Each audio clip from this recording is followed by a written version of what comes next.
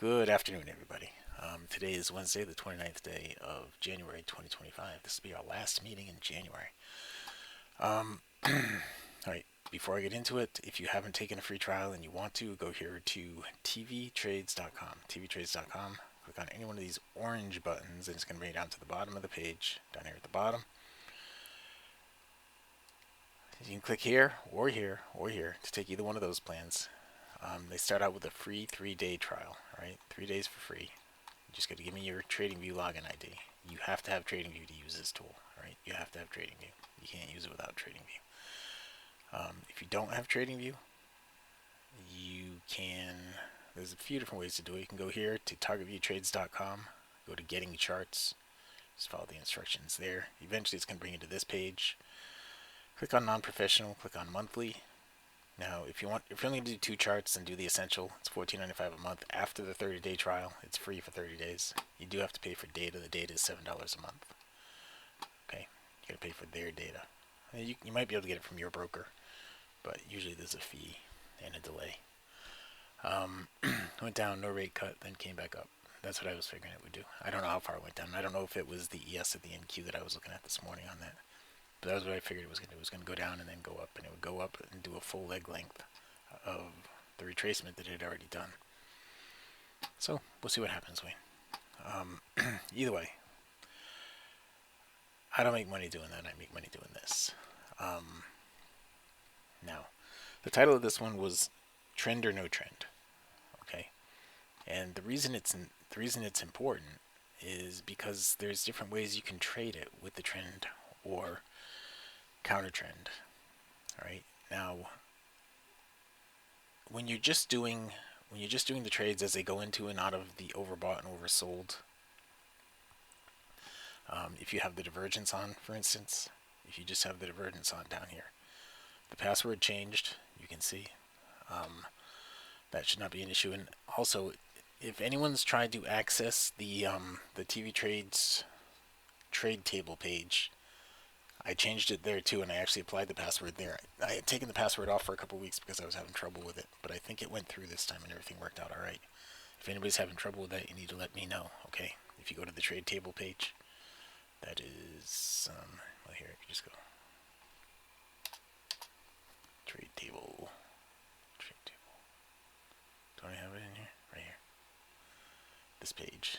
So here, I think is, I'm not sure if I have the right password in there. Let's see if I do. I don't. No, what did I make that password? I think I typed that in right.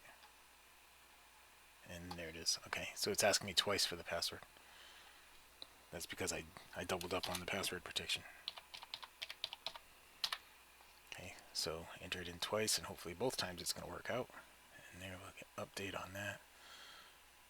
And maybe later on that. And this post pass didn't bring me to the page. Okay, well that's not going to work. Alright, well I'll get back to that later. Anyway, it should bring you to the trade table page. Just go back here for right now. This page. Okay, if anybody's having any trouble with that, obviously there was an issue right there for me, but that doesn't mean you're having an issue. What I was going to show you here, the different types of entries you can have. If you're doing the one where you're using the div line in the div area and using the divergence down here, you have to set this to 65 and set this to 65. Okay. If you're not on trial or you're not a subscriber, you're not going to be able to do that. You're not going to have access to this stuff up here. Okay, it'll show it, but you won't be able to change it. All right. But if you're doing this, then you're doing this without the TV trades, you're doing it without the background, because all you're looking for is the separation. You're looking for opportunities like this. When you get something like this, you buy the open of the next bar. You get something like this, you sell the open of the next bar. Okay? That's it. It's as simple as that. You get something like this, you sell the open of the next bar.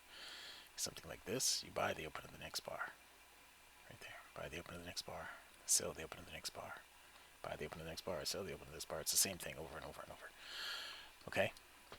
Now this is on a 50 range. The 50 range on the NQ, guys, my stop on that is 60 ticks. With one contract, that's $300.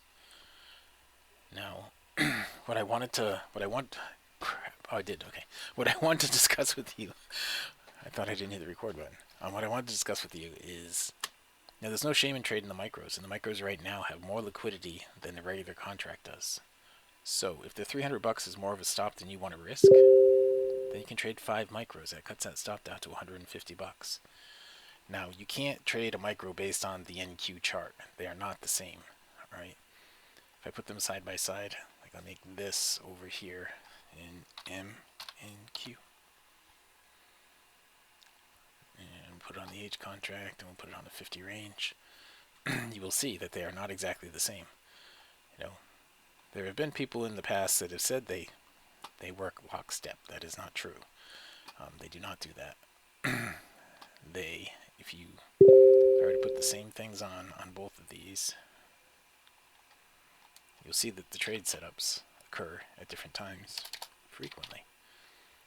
So if you wanted to trade the micros, right here they seem exactly the same. But if you wanted to trade the micros, there's no shame in that at all. And now the way that the brokers are now, they've adjusted their commissions so that you're not going to get ripped off every time you place a micro trade. When they first came out, the commissions were just about the same as a regular contract. You need to make 5 ticks on a micro to make up for the commission. But now, at least at StoneX, my broker, it's 50 cents a turn for the micro. So you could do 5 contracts on a micro for $2.50 commission. So you're not getting killed in the commission, but you still have the same price action with the 50 range bar. Same 50 range bar, same price action. So you get to take the big gains, the 7,500 tick gains with 5 micros. So you're risking half as much to get the big number of ticks, but the ticks are valued at half the price if you're doing 5 contracts here and just one regular one there. It's like right here was just a short, right there. The open of that bar, right there was a short. The open of this bar, right here was a short. Pretty simple, right? It's not hard to do that, not hard to take. On the 50 range, I move my stop to break even after 20 ticks in profit. 5 points, I move the stop to break even. So on the 50 range, the open right here was at 522, and it dropped all the way down here to 511. So it went 11 points, or 44 ticks. That one did, and this one did the same thing. You see they're going down right now. So right here is where you have to say, okay, are you in a trend or are you not in a trend, right? And why does that matter? Anybody? But this trade right here doesn't really matter. Well, it matters a little bit, but not as much.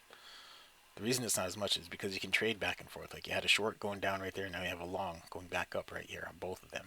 You had a short going down right there, and you have a long going back up right now on this one. On both of them, you have a long going back up, and you're able to make money on both of them, both directions. So with this particular trade setup, it doesn't really matter about the trend or the not trend. As a matter of fact, you don't really want it to be in a trend. This is exactly what you want, this kind of chop right here. And that's like 80% of the time is when you get in the chop. The actual trending stuff. It doesn't happen, it probably happens 20% of the time. We have a nice trending market. We have really consistent trends. Usually what happens, I'll draw it for you. Usually what happens is the market's going to go a leg, then retrace, then go a leg, and then retrace. And then sometimes you get a third leg. And it's when you start to notice that the leg's up. This is important. Identifying the trend and identifying the end of the trend. When you start to notice that the legs up are getting weaker and the legs down are getting stronger. Those get a little bigger, these get a little smaller. That's when your great trading is going to happen. When it starts to go sideways after that, like it's doing right in here. Okay? Because right here was your leg up. Right here was your leg up. You see that? That leg up was a lot bigger than that leg up. This leg down was a lot smaller than this leg down. That was your trend change right there. That was the beginning of the choppy junk right here, where all the money is made. Do you see that? It's important that you understand that, because that's the difference between the trend and the counter trend. When you see a trade, when a trade is coming, like right here, for instance, you see this was the high before. This now put in higher highs, so now when it comes back down, as long as the lows stay above here, preferably right about here, but as long as the low stays above there, and you get an indication to go long right here, that'd be great. If you get an indication to go short up here, this is what you expect, right there. That's what you expect. All right? It's important to understand that. that this move down right there is where that should go down to. All right, that's where it should go. You don't have a trade set up for it right here, but that's where it should go. Now, if we were to add the colors back on, the TV trades back on, and move the trigger around just a little bit, you'd probably have a trade set up just about to trigger right here. It might have triggered already if we just let's put on just a regular TV trades trigger down there. Just drop that down there. Yeah, it did trigger. All right, it triggered on the open of this bar right here. All right, and why would you take that? Well, because you had a higher swing right there. You could have taken it as it came out of the oversold, but you got to have the color in the background for that. All right, now that means you got to have the blue like this. All right, you have the blue background, and you've established a trend. Then you can take it when it comes out. But right here, you see how that did not go from oversold to overbought on that last move right there. You had an opportunity to take some profit on that, but you know what? I just realized I've said things about 3 different trade setups. I didn't really thoroughly do any of them, I don't think. So let me step back a minute. Let me shut that off. And let me erase these drawing objects. Hang on. Okay. And let's address this first. Alright. With this down here, you don't really care whether it's in a trend or not. Alright. You prefer to not have it in a trend. This stuff here that I showed you right here, that is perfect to identify when you're not in a trend. Alright, when the trend is ended, when the trend is ending, when the leg up. If you're in a long trend, let's say you're in an uptrend, the leg up is that big on the first one, the leg down is that big on the first one. That's one move, up, down. Then the next leg up is only that big, right? That shows weakness in the trend. The next leg down is that big. That shows tremendous weakness in the trend. Why? Because it got down below that level right there. Now, why does this matter? You might ask. Notice the blue line on the range trigger does not update intrabar. None of it updates intrabar on the 50 range, Larry. When using range bars, nothing updates intrabar. Okay, TradingView doesn't do that. You know, right here, you see how there's no color or anything like that? There's nothing here. But if I flip this to a 5-minute, oops, I flipped the wrong one to a 5-minute. If I flip this to a 5-minute, you see how on the current bar, you have the current bar color, and you have color down here. But if I go back, that was the NQ on a 50 range. This was the NQ on a 50 range. If I go back here, you have the black bar with no color at all. Okay, that's the way TradingView is. They don't update intrabar on range bars. But the idea behind this, guys, the reason it matters if you're using this trade setup where you're going to be trading with the trend, trend and counter trend, the reason it matters is because you have an idea what to expect out of the trade. Right? If, like, let's say we're in this scenario right here that we were just in a minute ago. Right? We had this move down here that brought it down here, right? And let's say we were in a downtrend at the time. I'll draw one for you. Say coming right here, okay, because we were kind of in a downtrend, right? So coming right here, it goes down like that, then it pulls back up like this. Now this is your leg length, okay? That's your leg length. That should repeat itself. From the top of this pullback, that should repeat itself right here. Okay, and this is your pullback. The pullback before that, we'll say it was like that big. All right, it was like this big right here. That shouldn't be bigger than that. If it is bigger than that, then it shows weakness in the trend. And then what you expect when you get into the trade up here, if you get into the trade up there, what you would expect isn't the leg length like that if you're in the trend. If you're not in the trend, if you're going counter trend, then what you would expect, the counter trend part is the pullback, right? If you're in a trend, this would be the counter trend part. So let's draw it a little neater in pieces. That's your leg length with the trend. This is your counter trend part. If you're in a trend, the counter trend part should roughly go to the 50% mark of the leg down. Okay? Why is that important? Well, we have one of our subscribers who's having a lot of break-even trades.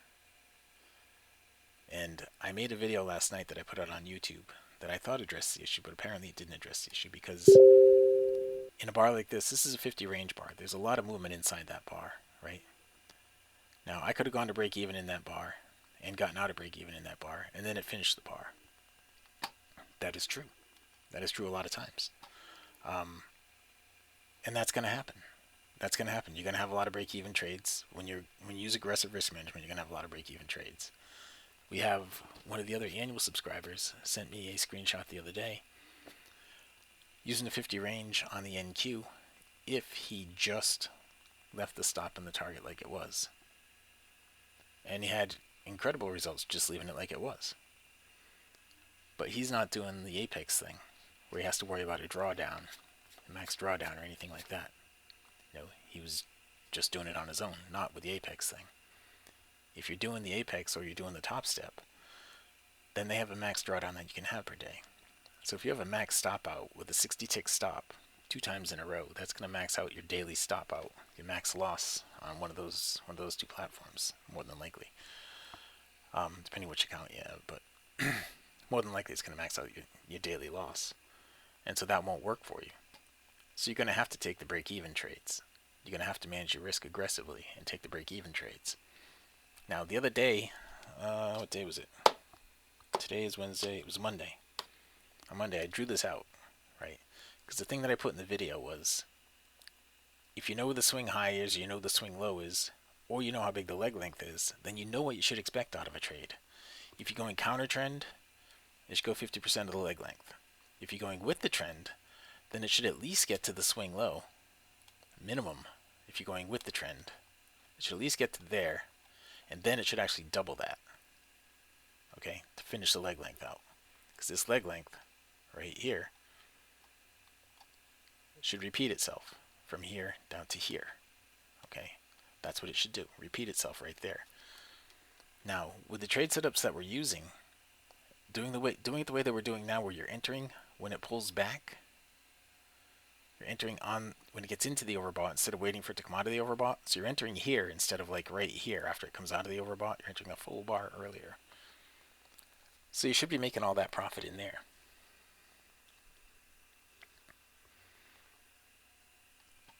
So you should be making all that profit in there. Okay. But if you're getting a lot of break evens, that's just part of it. You're getting a lot of break evens. The other day I started to give you an example. Monday, I was up 90 ticks on the ES with one contract, but I traded 24 times. Okay. Now I had 3 stop outs and all that. So I did the math for you over here. Let me see if I can find it. I did the math for you. Here it is. So it was 90 ticks total is what I ended up with out of 24 trades, and I had 3 stop outs at 10 ticks each. So I lost 30 ticks on those 3 stop outs. So I ended up with 90. So I actually earned back 120 ticks, right? In the 21 other trades, I say other trades because some of them were break even, a bunch of them were break even. If I go and look at it, let me see, how many did I have? 1, 2, 3, 4, 5, 6, 7, 8, 9, 10, 11, 12, 13, 14, 15, 16, 17. I had 5 break even trades. No, I didn't. I had 7 break even trades. 7 break even trades.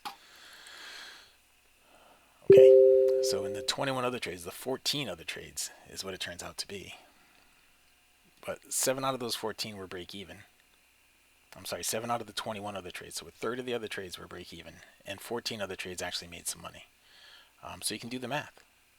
I gained 120 ticks total to end with plus 90 after having minus 30 on the stop outs. I gained 120 ticks total, and I did that in actually 14 trades. I say other trades because I included the break evens, but now if you do the math,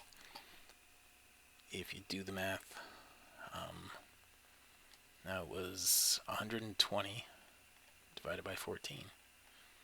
So my average gain was 8.5 ticks on the trades that I actually gained on. It was 8.5 ticks.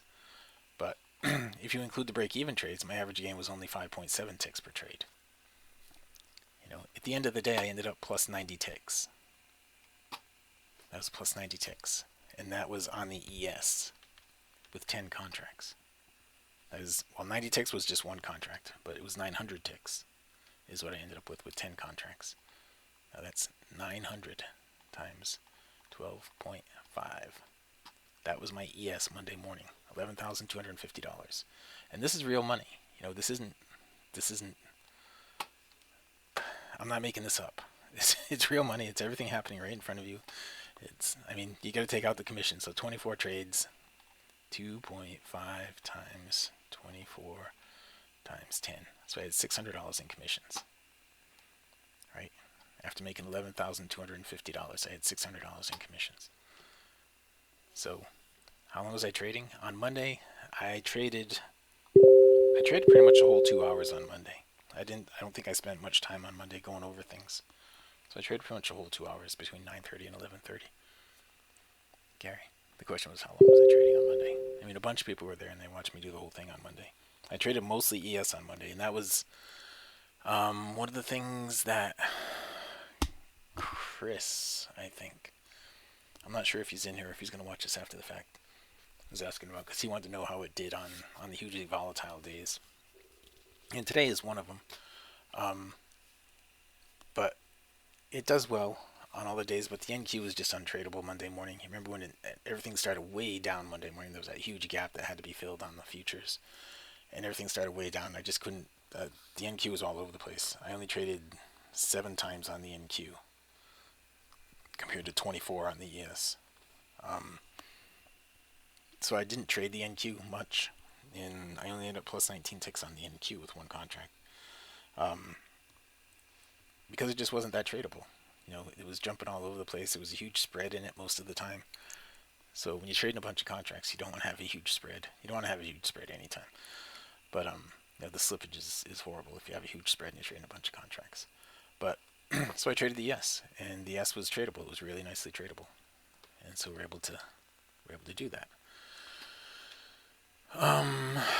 Prim, how did I decide what range to trade, say ES 11 range versus 19 versus 50? Well, it has to do with the amount of risk I want to put on per trade. Prim. All right. The question is, okay, and Luigi, I'll show you that in a minute.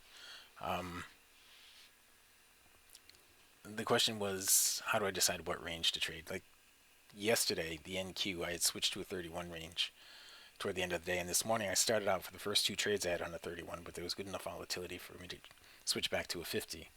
So I basically I do it on the volatility. If it's volatile enough to do a larger time frame, then I will do a larger time frame. But the initial decision about whether to trade the ES on a 7 range versus a 20 range or whatever, how much do you want to risk per trade, right? Now, over the past several years, you know, I traded the S on a 4-tick range up until 2022. I traded on a 4-tick range. But then in 2022, things got crazy when the whole Russian thing started over there. And things got crazy. So I bumped it up to a 7-tick range for 2 reasons. One, it kept the stop pretty close to $100 a contract, which I didn't really want to go over for the people in the other, in the other business. I tried to keep the risk really small. And 2, it was a multiple of 4 minus 1. Okay, and that just makes it easier to do the math when you're calculating where to put a buy stop limit or sell stop limit. Okay, that was. So is there a rule of thumb for that? That was what my rule of thumb was back then, Luigi. It's not that way anymore. Now it's just, if I see there's good volatility, then I'm gonna go to a larger time frame. Again, you guys can do that too. The thing is, the stop, the risk management. I mean, and that was part of today's lesson. How to determine what the risk management should be. The bigger the time frame, the more likely it's going to be a pivot when you get to the overbought and oversold and you get the signal. The more likely it's going to be a pivot point. The larger the time frame. So the larger the time frame, the less risk in excess of 1 bar you need. For instance, the 7 range ES, I use a 10-tick stop. Now that's almost 50% of the bar. But on 100 range, whatever, 100 range anything, I would use a 110 tick stop. Okay, that's only 10% of the bar size. 10% additional on top of the bar size. Okay, because every time you get a trigger in here, when it gets into the overbought like that, it should be on a pivot. It should be on a pivot, or the trigger bar, the one that you actually take the trade on, should be on a pivot or right after. I keep using that thing. Should be on a pivot or right after the pivot. Okay, every time. And when you're doing it on a 50 range or 100 range, you should be able to get your goal within a single bar most of the time. Okay, within a single bar, you should be able to get your goal. If you get one bar length, like right here, it started down here and it ran all the way up there, that's 50 ticks. The goal that I have, I only need 20 of those. So that's twice my goal for the day. Now, the trend versus counter trend. That's what I wanted to show you this, because this indicator right here, the way this is set up with this TV trades range trigger down here, it doesn't matter whether you're with the trend or without the trend. But what does matter is what to expect out of the trade. That's why I drew all this stuff. If, for instance, like let's go to the end right here and see if we have something. We don't. We have a huge leg up here. So let's say we did get a counter trend trade. We don't have them, but if we did get a counter trend trade, where would you expect it to go? In this leg length right here, how far down would you expect that to go? Anybody got any idea? Just throw a number out there. This is a pretty obvious one. It's jumping right out that I would think of. 50%, exactly. Be right about here, right? That's what I'd expect out of this leg length. If you grab this right here, right? Your 50% mark is right here. Right there. That's what I'd expect out of this on the retracement. Right? That's exactly what I'd expect. Now, we don't have a trade set up for it, but that's still what I'd expect. I'd expect it to get right down to about this area right here. And when it does, what do you think it's going to do? What do you think? Move that. I got to set that up so it's like my other one. But when it does do that, what it should do next is this. Right? From that point. Oops. Crap. Sorry. From that point, wherever that point ends up being, it should be right about here. That's what it should do. Right? It should bring it up here. So, if back here, if we had an opportunity to short it, this is what we'd be looking for. You could look for that as your larger target. Right now it's got an opportunity to short. I will short it. What market? This is, no, I don't have an MNQ. I can't short it. I don't have an MNQ DOM open. The regular NQ DOM has already gone a little bit into profit. I think I might have missed the chance on that. But let me explain that to you as well. All right. So if it's gone 5 points from the entry point, 88.75, down to 85, it hasn't. So I can still short this, right? So there, I just shorted it right here. Now, this is on a 50 range. I have a 60 tick stop on this. All right, my stop goes to break even after I get 5 points in profit. So 5 points is going to be right down here. So if it gets down to 86.75, then I'll bump my stop to break even. Otherwise, I have a 60 tick stop with a 75 tick target on this. All right, it's got 10 contracts. This is what I do every day, over and over and over again, every day. So if it stops me out, it stops me out. But right there, bam, stop to break even. Now I'm going to lock in just 1 point on this so I don't lose any money. It's right there. That's $200 right there. Okay, 91.75. We'll bump it down here to 87.75. Now I have a 75 tick profit target on this. Right, I can go down there. Oops, I was going to go down here. 91.75 down to 86.75, and I'm out with 86.75. All right, so I got 20 ticks on that. Right, wasn't that right? 91.75 down to 86.75. Yeah, that's 5 points. 20 ticks. $100. That's $1,000 for me. Just like that. So all those numbers that I'm putting up there that you guys are seeing in the emails, those are real numbers. It's real stuff. That's real money.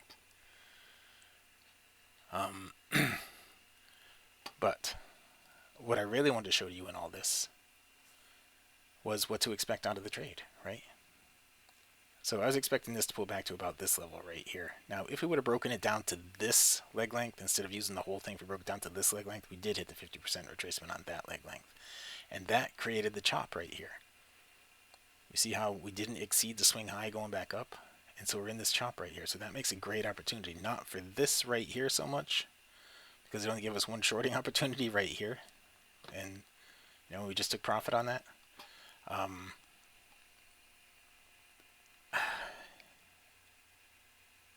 We don't have the divergence on this to be able to take another trade in the other direction right now. Okay. Now, Those of you guys that follow what I do, why is the screen frozen? My screen's not frozen. I don't think anybody else has a frozen screen mode. Nobody else has a frozen screen, do you? It's only him. All right. Yes, the webinar is recorded. Yes. So a lot of you guys that watch what I do in the morning, you know I'm not doing it like this, per se. It looks like this instead. Let me just set it up the way that it looks in the morning. This would be a black line. This would not show, and this would be blue. Just all blue. Okay.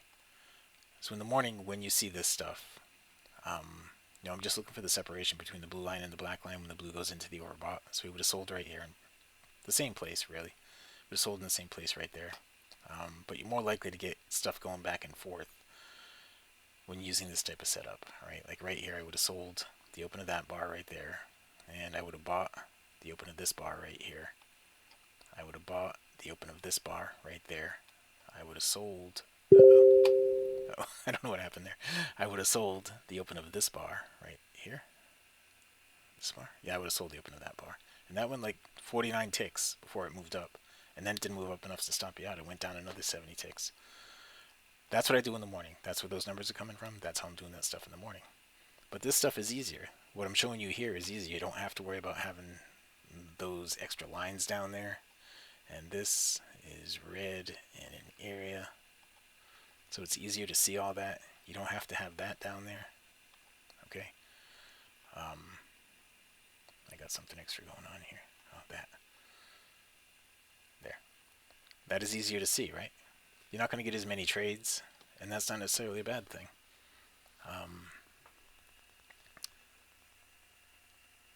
Please show the settings on my NQH chart. You think you have it, but Wayne, yeah, of course. You want to see it again? The way it is right here.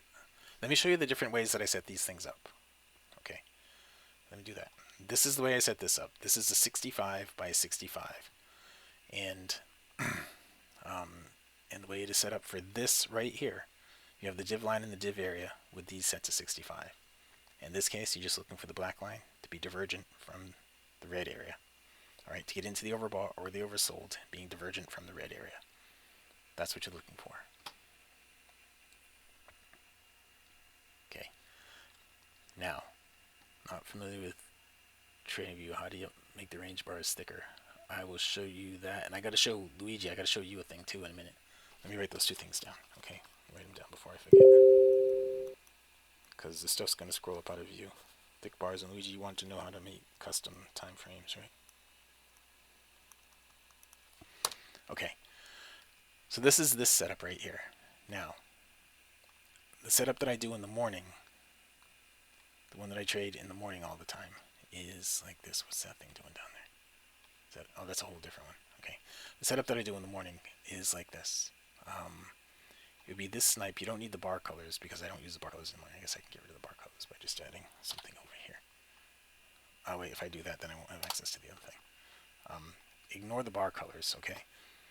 But it's just using the snipe like that and the div area. But the div area is is like this, right? And this is what I do in the morning when I'm making all those numbers that you see in the emails and all that stuff. This is what I'm doing in the morning session. Okay, so you see all these trades that trigger here when the blue line led into the overbought or the oversold. This, in this case, guys, this has to be at 90 and plus 90 and minus 90.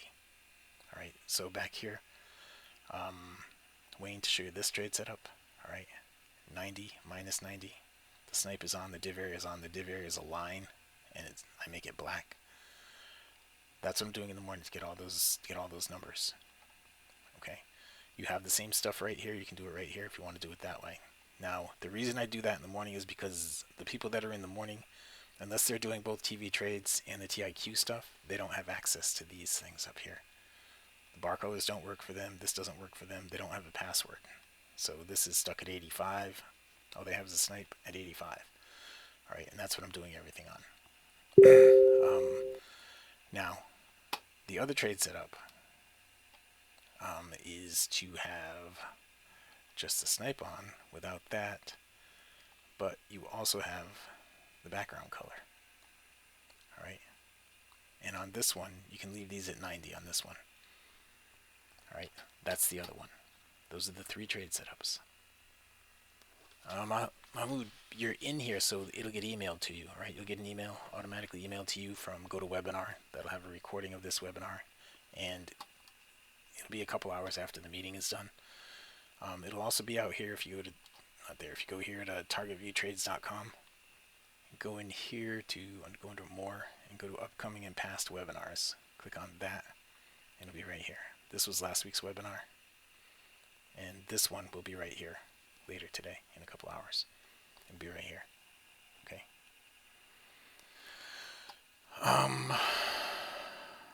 That's how you get to it. It's targetviewtrades.com.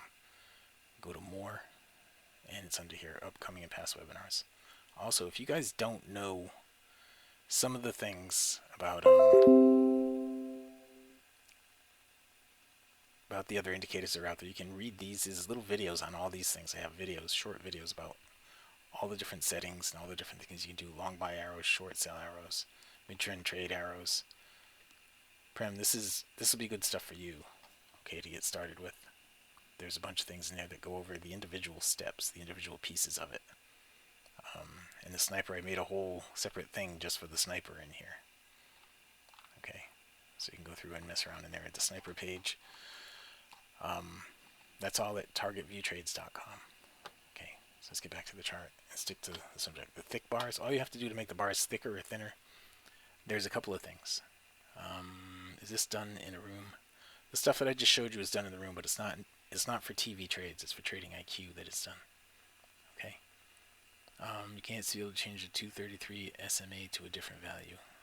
Gordon, the 233 SMA, if you put one of those on, put a simple moving average on, simple moving average, you talking within the indicator? Because otherwise, that's MMA, but you just come in here and change it under inputs right here for regular SMA, but I think you're talking about within the TV trades, right? The bias line. You got to check the bias level. If you don't have the bias level checked, then it doesn't matter what you're doing here. Okay? You have to make sure bias level is checked. Okay?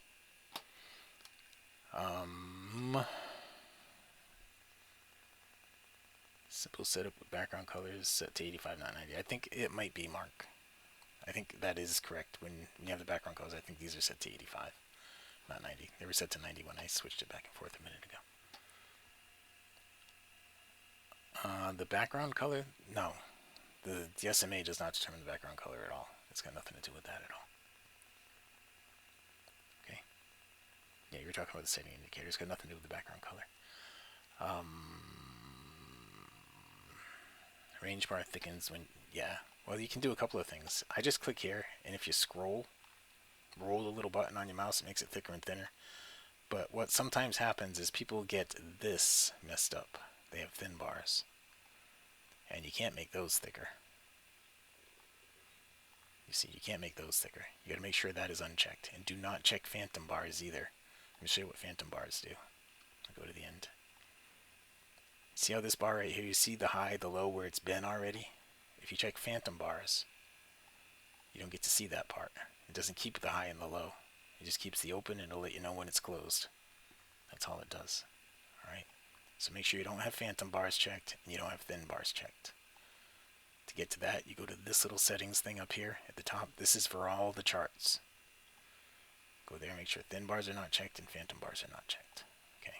Click apply to all, and you'll be golden. Okay?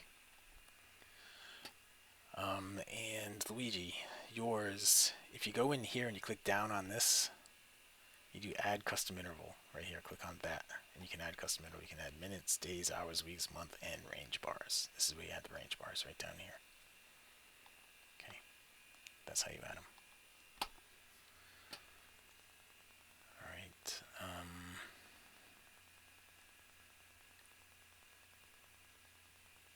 Yeah, you really got to stick to one lane. So you can see the snipe line and div line together to take a trade. you can use them. Yeah, that's what I do in the morning session. It's not called that in the morning session. You know, in the morning session, it's a different. In the morning session, this is what it looks like. This guy right here. And so what I do with that in the morning session is I put it above there, and then I overlay it. I overlay it on. Oops, that went the wrong way. Hang on. You know what? Let me just. I must have had another one in there. Move to existing pane above. That's what it looks like in the morning session. Okay, I just overlay it on top of each other, and you can see that there's multiple overbought and oversold lines. So you got to go in here and cancel the overbought and oversold lines on this one. Get rid of the high and low on that, and then once you've done that, there's still extra ones in there. I don't know why, but once you've done that, you see how there's a scale on both sides. That's because this is not scaled the same as the other one. That's all fixed for you in the TV trades. You don't have any of that problem in TV trades. Okay, I think I messed this up by moving that on top of it. There. All right. In my aim setup, I wait for the blue line to go into the overbought or oversold, right? Not the black line. Yeah, the blue line has to go by itself, Wayne. The blue line's got to go by itself. And that's the same thing with what we do in here. You know, the blue line or the snipe line has to go by itself. It can't go with the black line. If you have the black line, or if you have any kind of divergence on here, you know, anything else that you're using in here for the divergence.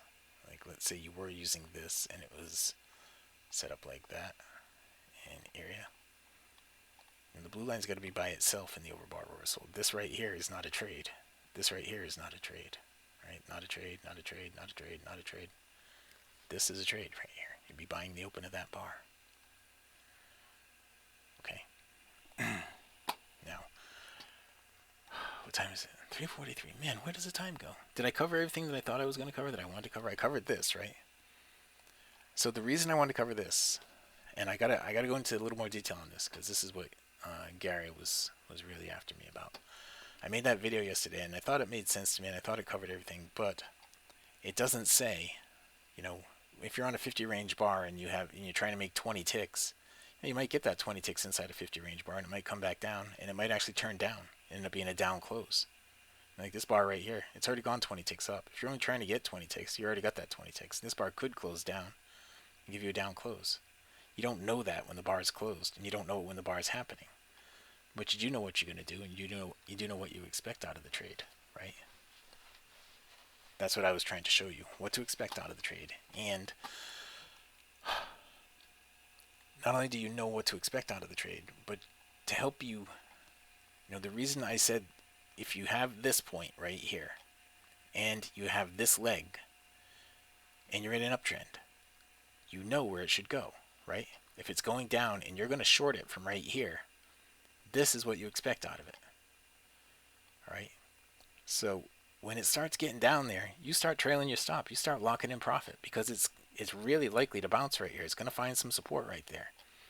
And when you get down there and you're out of the trade and it triggers the next one, and you're actually long now from right here, and it starts going up, when it gets right here, you trail your stop. You start taking profit. All right? Don't leave it right at break even. Start taking profit, because it's likely to find some resistance right there and bounce back down a little before it goes back up. Okay? That's what I was trying to say in that video that I made last night. This stuff right here, you know, it may take you more trades to get to where you're going, but your stop outs aren't going to be big. You might have more break-even trades, but in the end, you know, like what did I say about those averages? I brought up that thing that day, Monday, right? Monday. And I hadn't really even thought about, I hadn't looked at the 7 break-even trades that I got. I was just doing it, I called it other trades, because I hadn't really broken out the break-even trades and the trades that actually produced profit. So I had 14 trades that did produce profit, 7 trades that didn't, and 3 stop-outs. Is that right? Yeah, that's right. 7 trades that were break-even, 3 stop-outs, and 14 trades that did produce profit. So the profitable trades averaged out a little over 8 ticks a trade. And if you throw in the break-evens, the non stop outs average 5.7 ticks a trade, right? And with one contract, that's pretty good money. If you can do that for 2 trades, 3 trades, 4 trades, depending on what market you're trading in. This was on the ES, so 2 trades on the ES would be enough to get my goal for the day anyway. And yours too, Gary. Just 2 of those would be enough to get the goal for the day. And that was after I stopped out 3 times. Full stop outs 3 times. So, you're going to get break-even trades. I can't tell you how far it's going to go in every single trade. I wish I could, but I can't. I can tell you how far it should go before you find some resistance or support. Okay? I don't, Peter. The question was, do I always start with the S until the NQ settles down? I don't. Okay, Wayne, you take care too. I don't. When I start up in the morning, I'll show you what it looks like. Let me just hit save on this. And we'll sign out of this. And sign into this. And this. And this. And we'll go look at what my day ended up like today. Okay, this is what the charts look like for me when I start up in the morning. And when I sit down, I start at 9:27. 9:27 because most of the time I get my goal between 9:27 and 9:30. In those 3 minutes, I get my goal. And here, this spreadsheet, these are real results. This is the number of minutes it takes me. And so most of the time it takes me 3 minutes or less to get my goal for the day. 1 trade or less. 2 trades or less usually. Sorry, 1 trade or less. 2 trades or less to get the goal for the day most of the time. And this is what I'm looking at when I sit down. I just look at it and I say, okay, what's in the overbought, what's in the oversold? Like right here, I'd say, okay, I'm buying this bar. And I'd buy it. And usually, when the markets open up between 9:27 and 9:30, there starts to get a little bit of momentum, a little bit of excitement in the market, and it bumps it just enough to give me the goal for the day. That's what I do. I don't have a preference. My preference is the one that's going to make money. That's how I do it. Okay. So this is what I look at when I sit down every day. This is my whole NQ day today. Okay. Now the NQ, I don't know if I erased everything on it. I guess I didn't. This is what I was suggesting at some point today. But these were my NQ trades today. The NQ trades that I took. The NQ trades, like the yellows are break evens. The blues are all the wins. This, I was on a 31 range when I did that, and then I flipped to a 50 range for the rest of it. But that's what it looks like for me. All right. You have this. So you can trade it that way. That's a little more complicated than what you have with TV trades. All right, it's actually a lot more complicated than what you have with TV trades. But that was my ES today. I killed the Russell today. The Russell, I didn't have a losing trade. And that was not my ES, that was my NQ. My ES was kind of rough today. I ended up negative on the ES. But I killed the Russell today. Like I had 8 winning trades in the Russell. Right in a row. I was up 131 ticks on the Russell today. It was just a great day for trading the Russell. Now, it's not always like that. Lately, the Russell has not been like that at all. But that's what it looks like for me when I start the morning. Okay? Every day, that's how I start out. And I'm using the same stuff that you have in your hands, in front of you right now, except a scaled back version of it.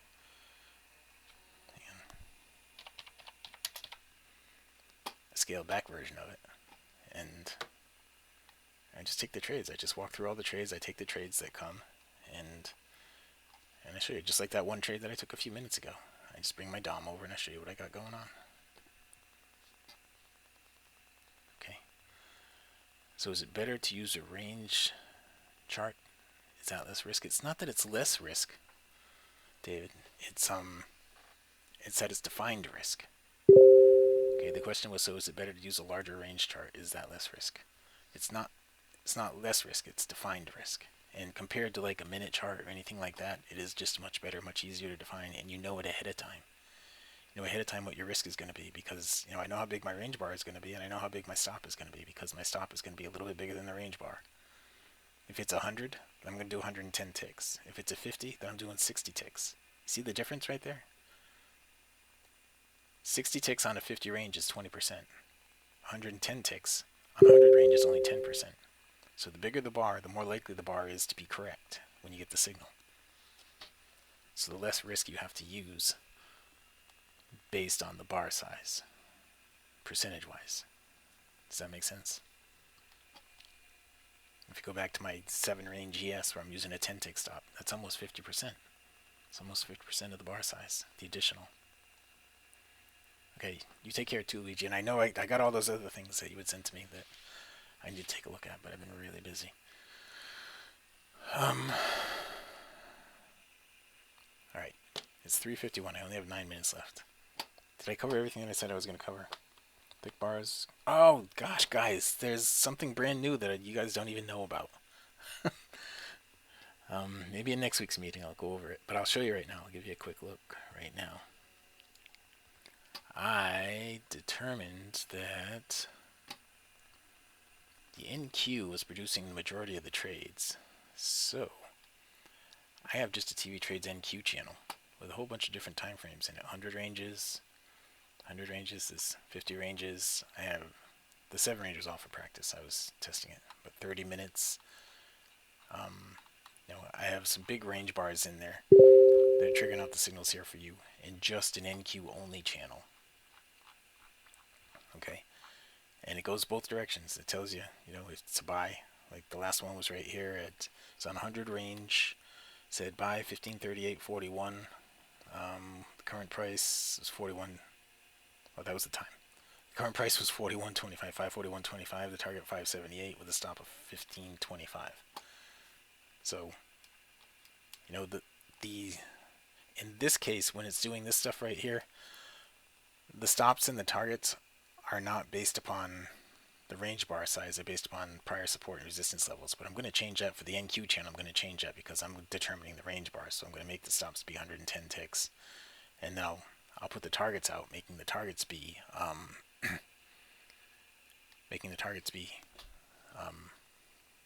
based upon prior support and resistance levels. Okay, but that's a new feature that I'm making for you guys. And also the swing trade. I didn't even show you the swing trade one. I've got that pumping out some pretty good trades right now too. That is this guy right here, I think. Nope, that's not that one. Not that one. This one right here. This is the swing trade. So it's got all these individual equities right here that are giving trades, and this is on a 500 range for that one, 100 range for that one, 100 range for that one, that one, that one, that one. This is a 50 range for that one. The range bar depends upon how big of a price the stock is.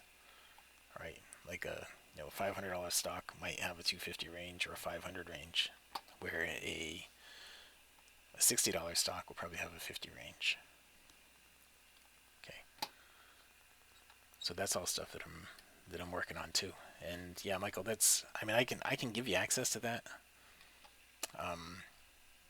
but I really want to. There was one thing when I was writing the code. There was a built-in function that was returning the wrong value, so it was generating. It was giving out the right numbers for the levels to buy, but the timing was off.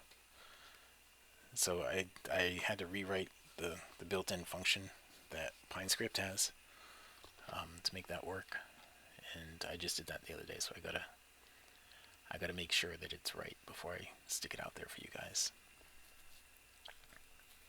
Yeah, Mahmood, for subscribers, all the Telegram channels are out there for subscribers. There's gonna be 5 of them. All right, right now, well, there might be 6. Right now, there's the futures, the stocks and ETFs, and the general channel. And I'm adding the NQ, the swing trade, and I have a Forex thing that I started working on too.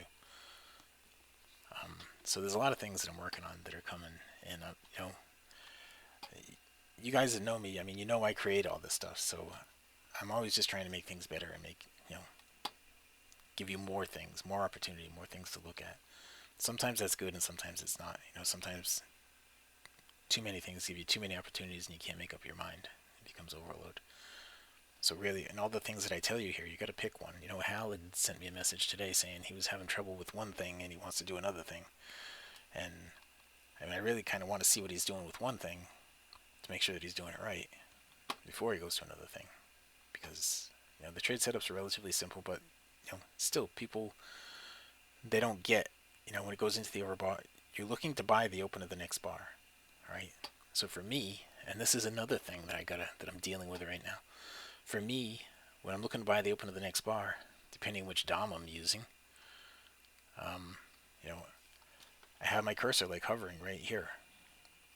if I'm ready to buy the open of the next bar, as soon as the bar closes, I just click right here, left click, and it's going to put me in right down here. You see where the white one is right there? If I left click up here, it's going to put me in right there at the best bid. If I left click way up here, it put me in right there at the best bid. All right, and if I'm looking to sell it, I left click down here, it's going to put me in right there at the best ask. All right, this is a Sierra Dom. Now, I don't normally use that. I normally use this Dom that you saw me use a few minutes ago, but this one's being decommissioned on Friday. After using this for over a decade, they're going to take it away from me on Friday. But I'm going to set the Sierra Dom up so it looks just like it. But as far as the mouse clicks and all that stuff go, I have the Sierra Dom up so it works just like it. It just doesn't look like it anymore. But I will set it up so it does. I got to figure out how, but I will set it up so it looks just like it. And you see all these buttons up here that I have on this Dom? On Sierra, it's right mouse click to get all those things. Every one of those buttons is duplicated right here. So I can do all the same things that I have to do over there. Here. Okay, that's another problem that I have to deal with. But that's my problem. Still can't get the stocks channel for the Telegram. You know, and I got to say something about that too. Thanks, Gordon, for pointing that out. But the stocks channel shouldn't be an issue for you.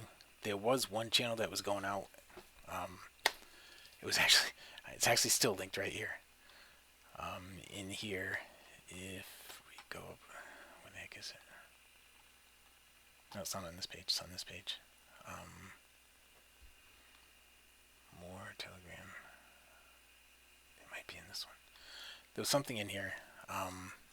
Yeah, Telegram. This one. If you go in here and you click on this, join the Telegram, this channel. This goes to some channel that somebody hijacked. They have 11 subscribers in it right now. Somebody hijacked this channel. They stole my logo. I'll show you. Yeah, they stole my logo. And this right here is my YouTube channel. Up to the question mark is my YouTube channel. They added on to that. If you go and view this, they have 11 subscribers. If you go and view this thing, it's a bunch of garbage. All this Malaysia stuff. And they went and hacked this. They copied this off of YouTube. So they copied it off of YouTube. I'm stopping the ability to do that. They copied it off of YouTube and stuck a couple of them in there. And then they got in here and they're scamming people out of money for crypto. So if you see something that's got anything scammy like that, let me know. Because I had to report them to Telegram. And so far, as you can see, Telegram's done nothing about it. but yeah. You will have access to all the Telegram channels. So you use the one-click button for entry.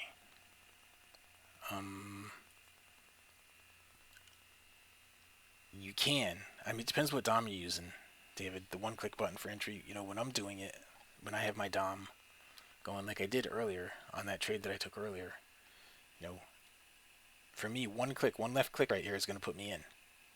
All right, and it's going to put me in with a bracket. If I right-click here, you can see what my bracket is right here.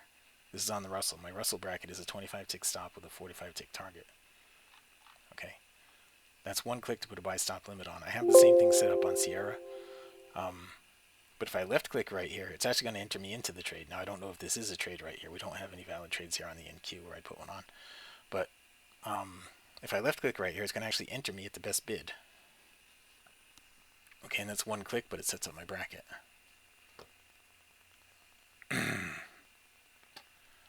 I've never really used the Discord thing, Michael. And then I'd have to set up different ones, and I don't really know how to do that. I know how to use Telegram to a degree. See, like right here on the NQ, right now on the NQ. This is a short. I missed it. It was right here. Has it gone 5 points into profit? 47. No, it's already in the next bar. Too late. I think it did go 5 points into profit. 47 down to 39. Yeah, it went 8 ticks into profit. So I missed it. But if I was ready, I would have just gotten some profit out of that right there. All right.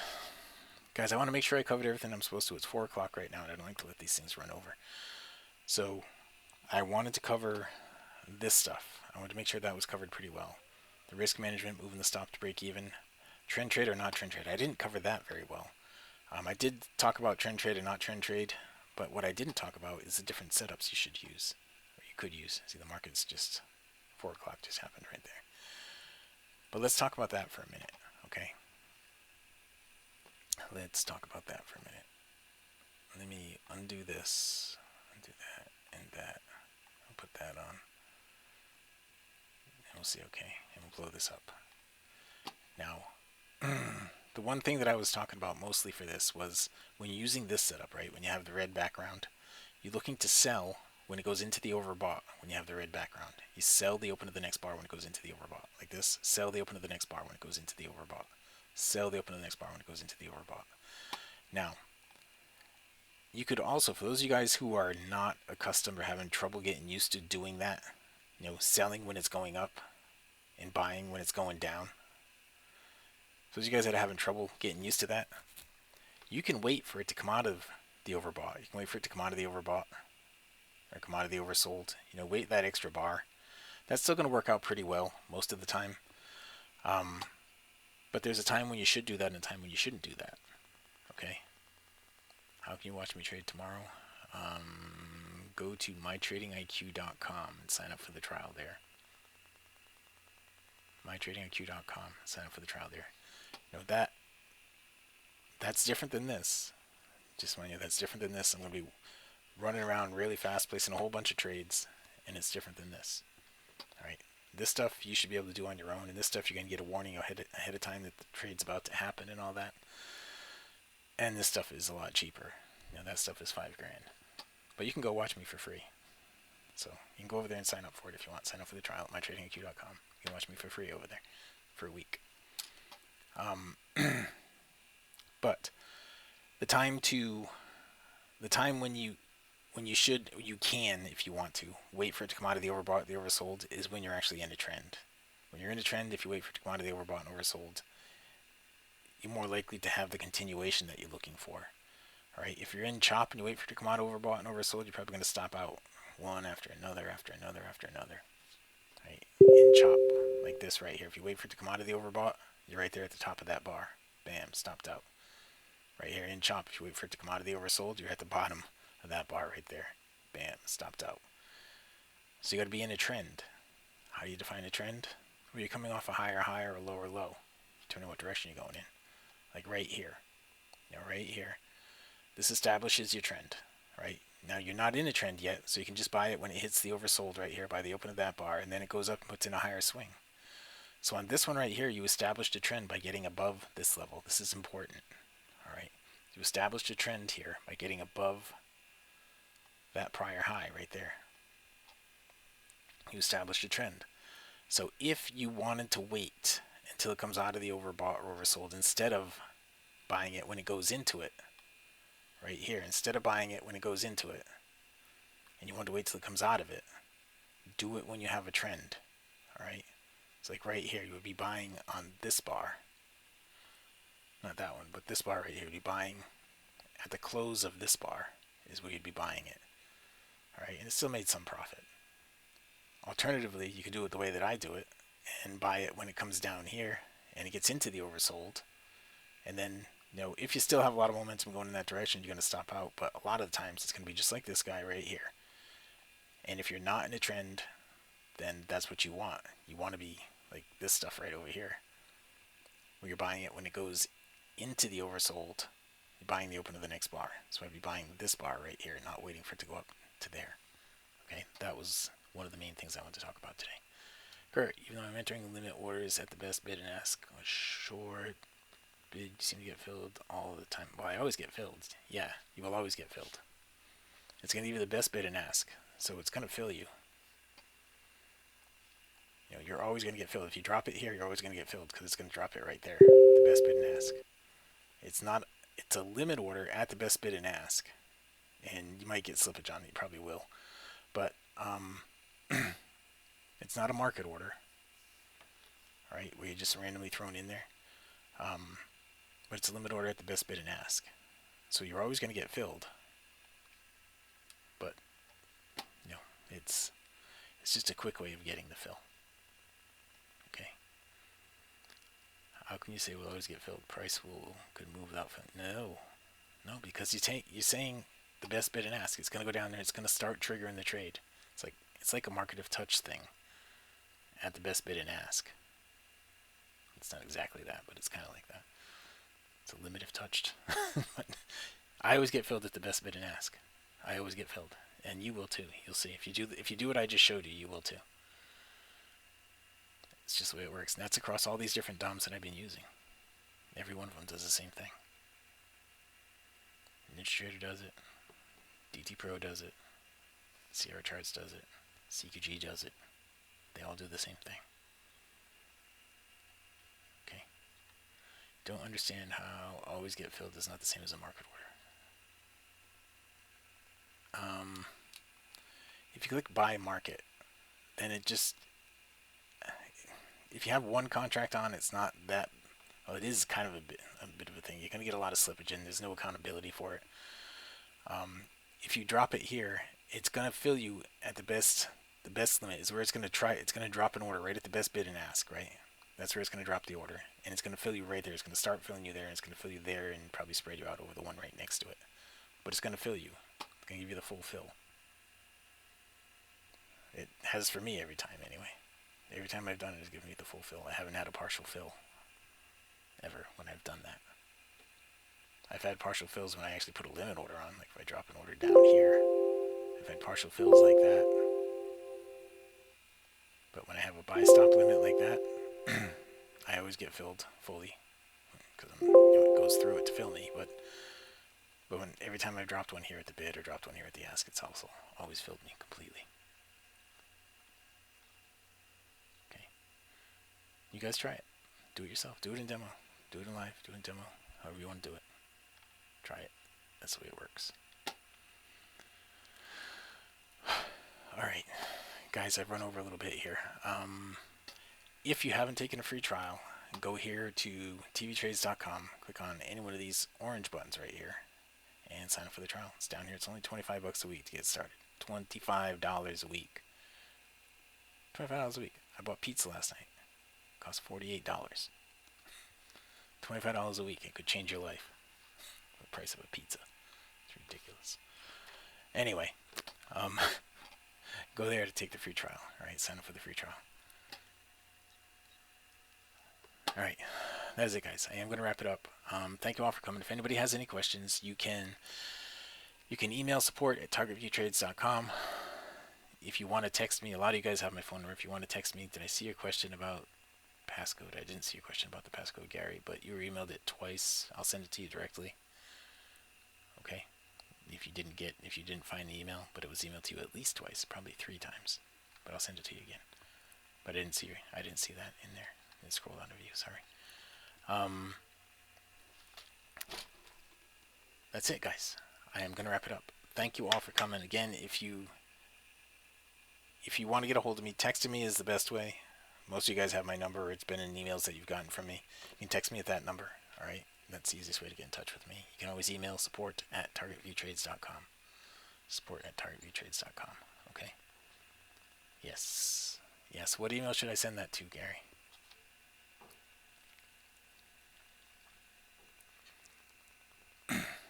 So he's probably getting all that stuff.